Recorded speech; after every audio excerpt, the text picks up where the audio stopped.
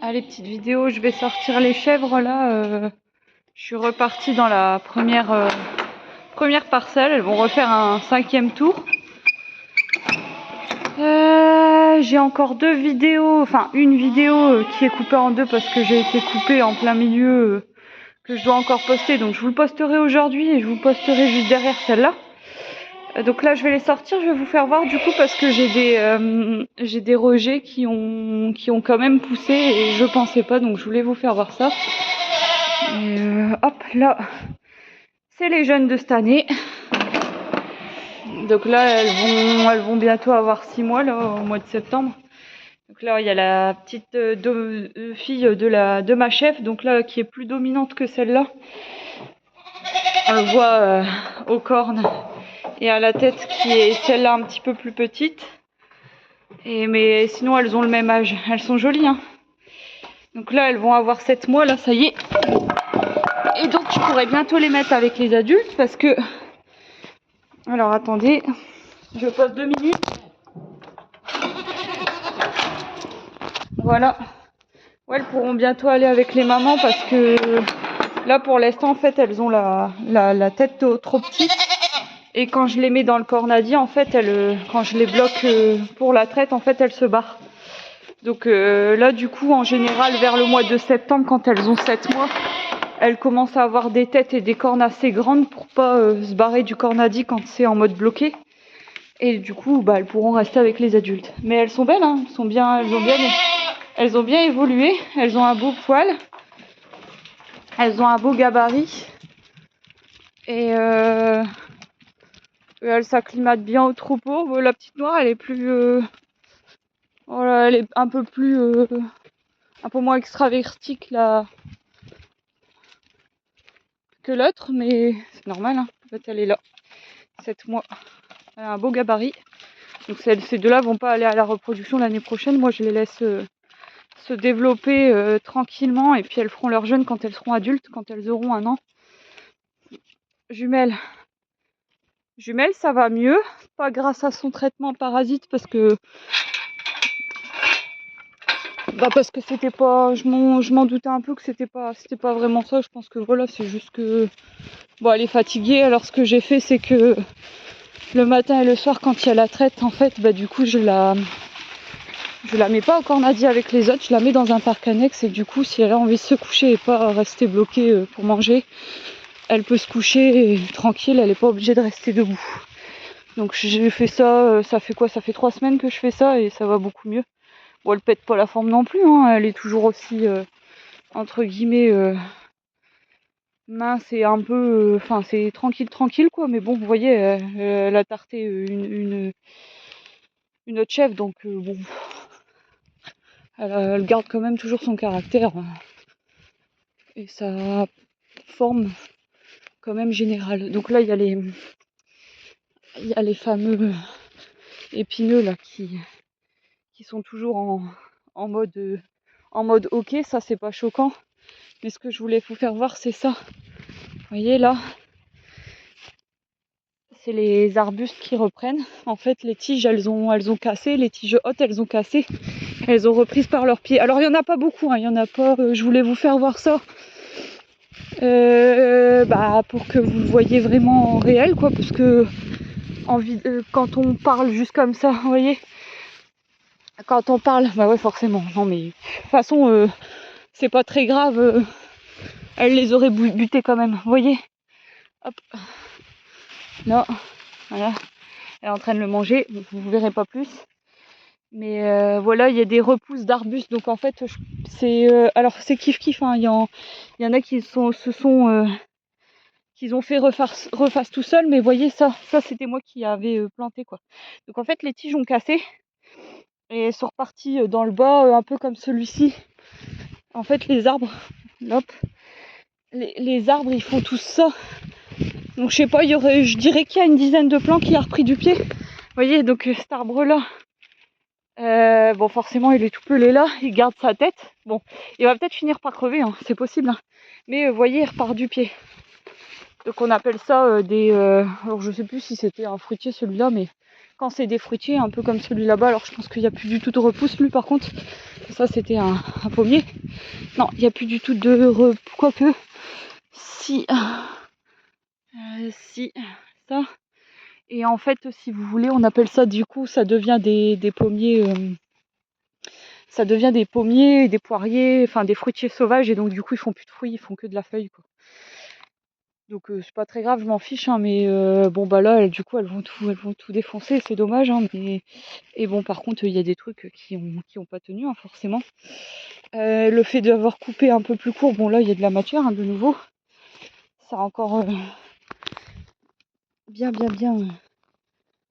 poussé. Donc là je suis à si je regarde là, je suis au niveau du genou à peu près. Donc je suis au niveau du genou. Donc ça a bien repoussé.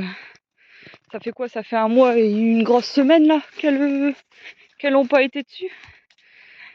Un mois et une semaine. Donc quasiment même un mois et 2 semaines. Mais en tout cas un mois et une semaine vous pouvez compter.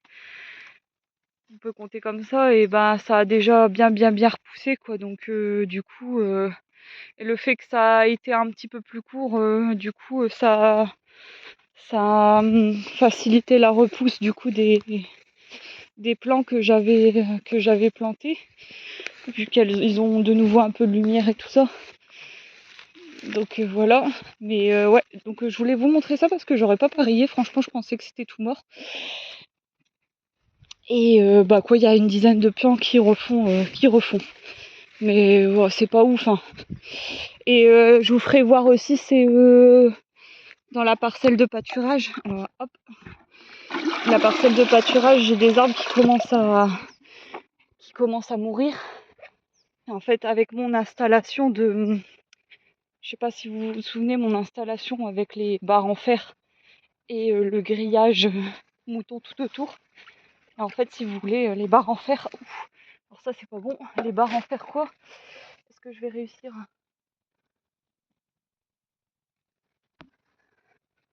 Les barres en fer...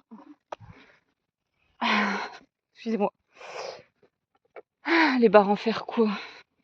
Bah, les barres en fer, en fait, si vous voulez, c'est pas qu'elles se sont tordues, mais c'est qu'en fait, elles se déforment un peu, elles restent pas droites, en fait, elles font un espèce d'arc. Et en fait, les chèvres arrivent à faire glisser, vu que ça fait en forme d'arc au niveau des barres, et bah du coup, elles ont de la... Comment je pourrais dire ça? Elles peuvent aller vraiment vers l'arbre en mettant leur poids dessus. Et ça fait glisser le grillage, donc ça fait une espèce de chaussette de grillage vers le bas de l'arbre. Du coup, les barres en fer qui sont légèrement tordues. Et du coup, bah en fait, elles arrivent à buter l'arbre, quoi. Donc, bah après, je m'en doutais, hein, on a fait ça avec mon mari, c'était parce que déjà, on a fait au plus pressé. On a mis quoi pour protéger les arbres de cette façon-là, je dirais qu'on en a protégé une bonne grosse dizaine. On a mis une après-midi, même pas une après-midi, quoi. Quand je dis une après-midi, c'est pas spécialement 4 heures, hein. C'est même en 2 heures, ça a été torché, quoi. Donc ça a été vraiment très vite, et puis en plus c'était vraiment pas cher. Les barres en fer c'est pas cher, et puis le grillage on l'avait déjà, donc et comme je savais qu'elles allaient que une fois entre guillemets par mois dessus, je me disais bah autant tenter, peut-être que ça va marcher, même si j'avais des gros doutes, et bon bah ça marche pas. Donc ça je vous ferai voir la prochaine fois. Alors les nouvelles de la chèvrerie, bah cet été normalement il y a toujours un petit creux fin juillet début août. Avec les départs en vacances là j'ai pas du tout eu. Et il y a eu foule.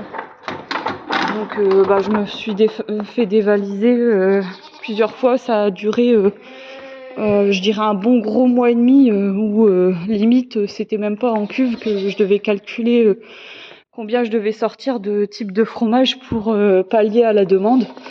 Sachant que j'aurais très bien pu acheter entre guillemets du lait ou acheter d'autres chèvres ailleurs, mais je voulais pas, donc j'ai préféré refuser de la demande.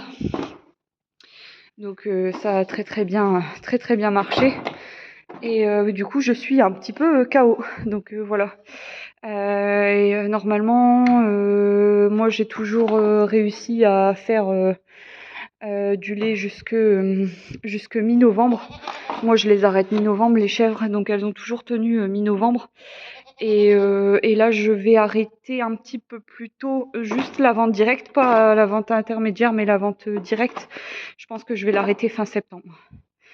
Parce que je dois aller chercher un bouc lorrain et j'ai 5 heures de route aller, 5 heures de route retour. Donc voilà, je vais avoir 10 heures de route.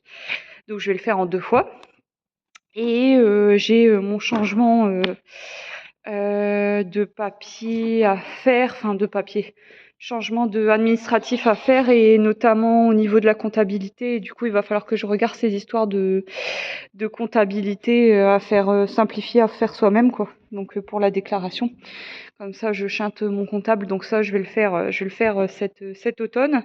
Et donc du coup, ouais, je vais arrêter la vente directe. Du coup, je vais faire tout le mois de septembre et puis après, je ferai que les magasins. Comme ça, je sais ce que j'ai à faire et puis voilà, ce sera beaucoup plus simple pour moi gérer les nouveaux trucs à faire. Donc du coup voilà, pour passer sur mon nouveau modèle. De toute façon, on en discutera une autre fois. Bon, je vais sortir les gros et après je vais aller livrer parce que j'ai des livraisons ce matin.